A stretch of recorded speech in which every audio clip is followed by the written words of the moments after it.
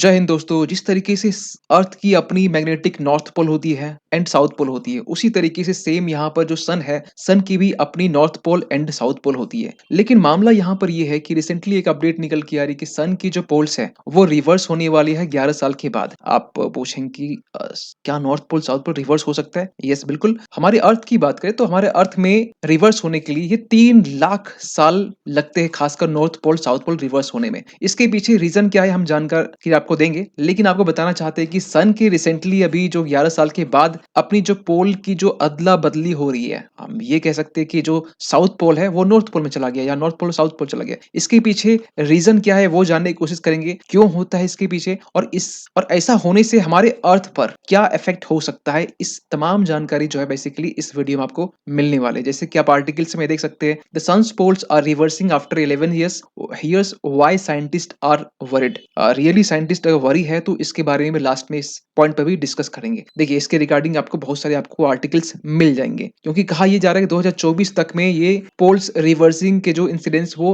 देखे जा सकते हैं। कहानी क्या है इसको समझ। देखिए, ये पूरी जो घटना है बेसिकली सोलर साइकिल में इसको हम लोग कवर करते हैं। होता क्या ना, सन की भी अपनी मैग्नेटिक फील्ड होती है, और जो वो मैग्नेटिक फील्ड एक पर्टिकुलर टाइम पीरियड के बाद में रिपीट होती रहती है। किस तरीके से? सन की अगर मान के चलिए कि अभी नॉर्थ पोल साउथ पोल है, एक टाइम के बाद में कुछ टाइम इंटरवल, और वो जो टाइम इंटरवल है ये कहा जाता है 11 साल के बाद आता है। ठीक है, एक्चुअली यूजुअली 11 साल होता है, लेकिन किसी किसी टाइम पीरियड में देखा गया कि 8 साल भी है कम से कम, किसी किसी टाइम पीरियड में 14 ईयर्स भी है, तो ये भी देखा जाता है। तो ये एक टाइम पीरियड के बाद में यूजुअली 11 साल से है, 11 साल के बाद, क्योंकि 2013 में इसे एक पोल रिवर्सिंग की जो घटना है वो सामने आई थी। तो ये जब नॉर्थ पोल साउथ पोल में कन्वर्ट हो जाएगा और ये साउथ पोल नॉर्थ पोल में, तो इसे कहेंगे सोलर साइकिल, और ये 11 साल के बाद होता है। ऐसा नहीं कि 11 साल के बाद, यूजुअली ये 11 साल होता है, लेकिन ये आगे पीछे भी हो सकता है। जिसमें साउथ पोल्स और नॉर्थ पोल्स ये बेसिकली अपनी जो प्लेस है वो स्विच कर लेते हैं या फ्लिप कर लेते हैं जो मैग्नेटिक फील्ड है, और फिर से 11 साल के बाद में फिर से वो जो नॉर्थ पोल है वो नॉर्थ पोल हो जाएगा, साउथ पोल साउथ पोल हो जाएगा। यानी कि ये साइकिल हमेशा चलता रहता है। फॉर एग्जाम्पल कि यहाँ पर अगर आप देखेंगे इस ग्राफ में 1985 में जब यहाँ पर ग्राफ नीचे है, मतलब इस पोजीशन में सपोज कीजिए कि जो सन की जो नॉर्थ पोल साउथ पोल कुछ इस तरीके से है, लेकिन जब ये एक पीक में जाएगी, ठीक है, वेव के फॉर्म में समथिंग ये है, क्योंकि साइकिल को हम लोग इसी तरीके से इंडिकेट कर सकते हैं, तो यहाँ पर ये साउथ एंड नॉर्थ हो जाएगी, लेकिन जब ये फिर नीचे आएगी तो यहाँ पर फिर से नॉर्थ एंड साउथ हो जाएगी। तो ये जो पूरा साइकिल है, यहाँ से यहाँ तक जो साइकिल बन रहा है, ये बेसिक कंप्लीट होने में 11 + 11 22 साल लगते हैं पूरे साइकिल में। अब पिछले साल की हम बात करें, पिछले जो साइकिल की बात करें जो 2013 में देखा गया था, 2013 में जब था तो उस वक्त ये पीक में था, यहाँ पर था। आज के टाइम में जब 11 साल के बाद में 2024, इसके हम आगे जस्ट हम यहाँ इंडिकेट कर सकते हैं, जब यहाँ पर एक साइकिल ये पूरा कर चुका है। यानी कि जो इस 2024 में जो साइकिल बेसिकली आज देख पा रहे हैं, उसकी जो इनिशियल स्टेज कब थी? 2010 में। 2010 में जिस तरीके से सिचुएशन थी, जिस तरीके से नॉर्थ पोल साउथ पोल था, 2024 में सेम होने वाला है। 2013 में जस्ट ये उल्टा था। उल्टा होने पर क्या इसका इफेक्ट होगा हम बात करेंगे इस वीडियो में। तो जैसे कि आप इस इमेज में देख सकते हैं कि जैसे 1996, 97, 98 actually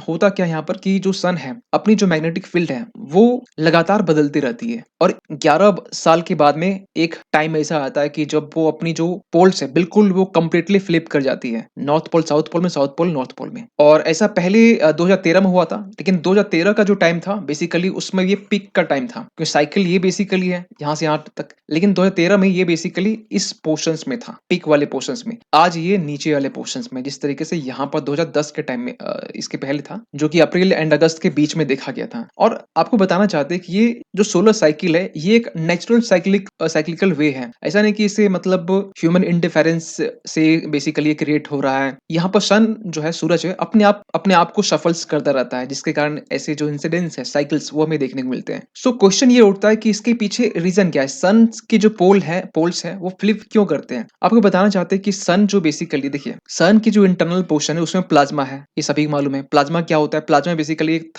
fourth state of matter है, जैसे सॉलिड लिक्विड गैस होता है, तो प्लाज्मा एक फोर्थ स्टेट ऑफ मैटर है। तो सन के अंदर प्लाज्मा है, ये सभी को मालूम है। ये जो प्लाज्मा है अपने आप में एक लूप क्रिएट करती है। ये प्लाज्मा होता क्या, ये सपोज कि ये सन है, सन के अंदर जो प्लाज्मा है वो लूप क्रिएट कर रही है, मतलब मोशंस हो रहे हैं, और वो जो मोशंस हो रहे हैं उस मोशन से यहाँ पर मैग्नेटिक फील्ड क्रिएट हो रहा है, और वो जो मैग्नेटिक फील्ड है, या आप लूप बोल सकते हैं, लूप फॉर्मेशन हो रहा है, तो मैग्नेटिक फील्ड अल्टीमेटली क्रिएट हो गई है। फिजिक्स का ये फंडा है। तो इससे करंट भी जनरेट होता है और ये बहुत सारे प्लाज्मा मिलके बहुत सारे लूप्स मैग्नेटिक फील्ड क्रिएट करते हैं और एक अंदर में सन के अंदर में एक मैग्नेटिक फील्ड ये सारे लूप्स मिलकर क्रिएट करते हैं और यही जो मैग्नेटिक फील्ड है आपको ये भी पता होना चाहिए सन भी अपने आप में रिवॉल्व हो रहा है, ठीक है, रोटेट कर रहा है। तो रोटेट करने के टाइम में ये जो लूप्स है जो मैग्नेटिक फील्ड है ये अपने आप में ट्विस्ट करते करते करते करते एक टाइम ऐसा आता है कि सन की जो अपनी जो पोल्स है नॉर्थ पोल साउथ पोल अपनी जो सस्टेनेबिलिटी है वो खो जाती है इसकी और ये अल्टीमेटली जो लूप अंदर में जो छोटे छोटे जो लूप मैग्नेटिक फील्ड क्रिएट कर रहे हैं ये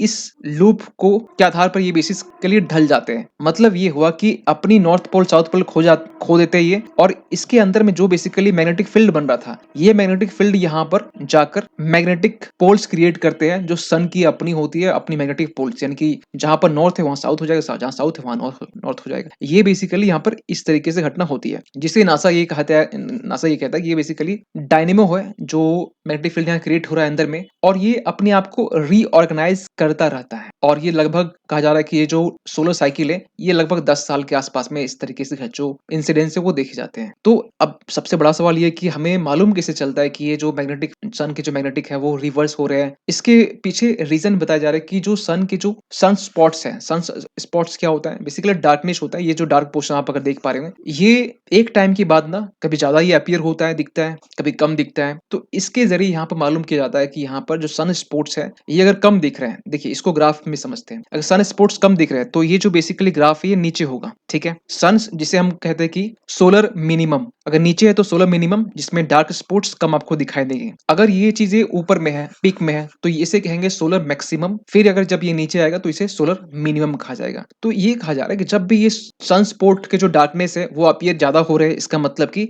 ये पिक वाले पोर्शंस में, मतलब ये हुआ कि ये इस टाइम में हाफ साइकिल ये पूरा कर चुका है, ठीक है। जब ये फिर से डिसअपीयर हो गया सन स्पॉट्स तो ये उस वक्त हो जाएगा एक साइकिल पूरा। तो इस तरीके से यहाँ पर साइंटिस्ट लोग बेसिकली ट्रैक करने के लिए कि हमें कैसे मालूम चले, क्योंकि सन तो इतनी गर्मी वहां से मिलती है, इतना हीट है। तो यहाँ पर देख सकते हैं one way to track the solar cycle is by counting the number of sun spots के जो नंबर से उसको काउंट करके ये बेसिकली ट्रैक की जाती है, आइडेंटिफाई की जाती है। और जो बिगनिंग होता है सोलर साइकिल, जो बिगनिंग हम जस्ट आपको यहाँ पर दिखाए बिगनिंग यहाँ पर, तो इसमें इसे कहते हैं सोलर मिनिमम, जहां पर sun has the least sunspot, जहां पर कम से कम सन स्पॉट होता है, और जहां पर बेसिकली मिडिल होता है, मिडिल यानी कि बीच वाला पोर्शन, पीक वाला पोर्शन सन सोलर मैक्सिमम होता है। सन स्पॉट के बारे में थोड़ी सी आपको जानकारी दे तो आपको बताना चाहते हैं कि ये जो साइज इसकी होती है, डार्कनेस भले ही होता है लेकिन इसकी जो डायमीटर होती है 50,000 किलोमीटर के आसपास में होता है। सन की जो फोटोस्फीयर है, फोटोस्फीयर बेसिकली आप बाहरी जो परत है, लेयर है, उसको बोल सकते हैं, जो बेसिकली विजिबल होता है। और बाकी जो सन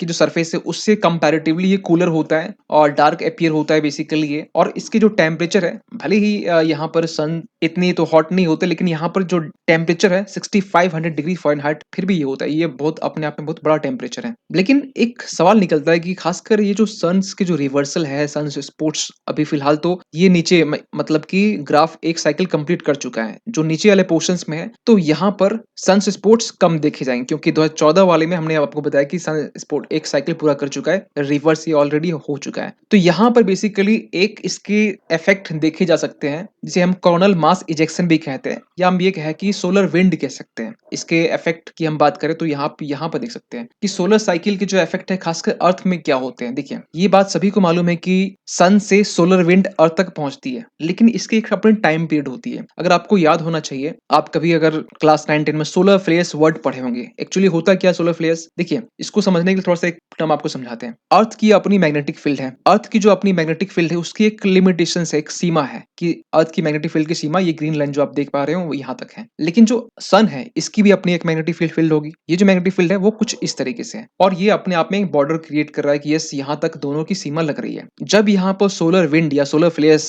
ज्यादा इंटेंसिफाई होता है या सोलर विंड ज्यादा तेज गति से बहता है तो उस टाइम में इसका इफेक्ट इंडिया में या इंडिया के नहीं अर्थ में देखे जा सकते हैं। अर्थ में टेम्परेचर बढ़ेगा, गर्मी बढ़ेगी। और इसका एक बेस्ट एग्जांपल जो है ना 2013 में आपने देखा होगा। 2013 में क्योंकि ये पिक में था, क्योंकि हमने आपको बताया कि 2024 में नीचे में, 13 में यहाँ पर था। और जब 13 में यहाँ पर था इसका मतलब कि सन प्रोड्यूस्ड स्ट्रॉन्ग फ्लेयर्स, इस टाइम में ऐसे आर्टिकल्स निकल के आ रहे थे। तो एक्चुअली होता क्या यहाँ पर कि जो सन है उससे जो निकलने वाली जो विंड है, सोलर विंड, ये अर्थ के सरफेस में आती है। सन की जो अर्थ की जो अपनी मैग्नेटिक फील्ड है वो यहाँ पर वीक हो जाती है और सोलर फ्लेयर्स कहीं ना कहीं पेनिट्रेट करते हुए अर्थ के मैग्नेटिक फील्ड क्रॉस करते करते हुए ये अर्थ तक पहुँच जाती है, जो कहीं न कहीं अर्थ में जो कॉस्मिक रेज़ होता है, बेसिकली हाई इंटेंसिटी रेडिएशन होता है, वो एंटर ईज़िली अर्थ में हो जाती है। तो इसको लेके कहा जा रहा है कि ये जो बेसिकली सोलर विंड है, ये बढ़ जाएगा। लेकिन यहाँ पर एक चीज़ समझने वाली बात है क्या, कि जो सोलर विंड जो बेसिकली फ्लो करके मैग्नेटिक फील्ड में घुसती है अर्थ के, तो ये नॉर्दर्न लाइट्स, सदर्न लाइट्स जिसे हम कहते हैं इन शॉर्ट, सदर्न लाइट्स को अरोरा भी कहते हैं। अरोरा बेसिकली ये आप इमेज में देख सकते हैं, ये बेसिकली 2 टाइप के होते हैं। अगर नॉर्थ में अगर ये अरोरा बन रहा है, तो ये इसे कहते हैं बोरियोलिस, और नीचे अगर बन रहा है ऑस्ट्रेलिस बनते हैं कहते हैं। तो ये जो नॉर्दर्न लाइट्स होते हैं 1859 में, जब ये सोलर स्टॉर्म्स बेसिकली जब इसकी इंटेंसिटी बहुत ज़्यादा थी, उस टाइम में क्यूबा और हवाई जैसे पोल्स में जाके इसे देखी जा सकती थी। इसके अलावा हम बात करें क्या-क्या इफेक्ट इंडिया में बेसिकली इंडिया की बात निकले, अर्थ में क्या हो सकता है? तो पावर कट जैसे इफेक्ट देखे जा सकते हैं, सैटेलाइट मेल फंक्शंस कर सकता है, कम्युनिकेशंस डिस्ट्रप्शन देखी जा सकती है, जीपीएस रिसीवर्स मेल फंक्शंस कर सकता है। लेकिन ये तब की बात हम करें जब सोलर मैक्सिमम हो। आप यहाँ देखिए, that can happen during a solar maximum. इस बार जो है वो सोलर मिनिमम है, याद रखें। इस बार क्योंकि हम लोग ये वाला पोर्शन देख रहे हैं नीचे, क्योंकि अभी ये नीचे में है, तो सन स्पॉट्स जो डार्कनेस है वो कम होगा। जब ये कम होगा तो इसके इफेक्ट भी कम होंगे। इसके इफेक्ट कम होंगे, सोलर फ्लेयर्स कम बहेगी, विंड कम होगा, इसकी स्पीड कम होगी। तो इसके कुछ साइड इफेक्ट, इसके इफेक्ट इंडिया में अभी खासकर पूरे अर्थ में ज्यादा देखी नहीं जा सकती है। नॉर्दर्न लाइट्स की हम बात करें, जो बेसिकली 60 डिग्री से 75 डिग्री लैटिट्यूड तक होता है, जो 2013 में था, कहा जा रहा था 50 डिग्री तक ये नीचे चला गया था। जितना ये नीचे जाएगा उतना ये कहीं ना कहीं और डेंजरस होता है। तो यहाँ पर कहा जा रहा है it could bring, but the best part is it could bring some lower latitude northern lights. और एक्सपर्ट्स भी ये कहते हैं कि there is no overt cause for concerns, क्योंकि ये बेसिकली कम सन स्पॉट्स इस बार देखे जा रहे हैं। जब कम सन स्पॉट हो, इसका मतलब कि साइकिल नीचे में है, साइकिल ग्राफ नीचे है। जब नीचे है मतलब कि इसके सोलर विंड, सोलर फेल जैसे इंसिडेंट्स हमें कम देखे जाएंगे। तो इन सब के बीच में आपका क्या मानना है, कमेंट कीजिएगा। मिलते किसी अगली वीडियो में, तब तक के लिए थैंक यू सो मच।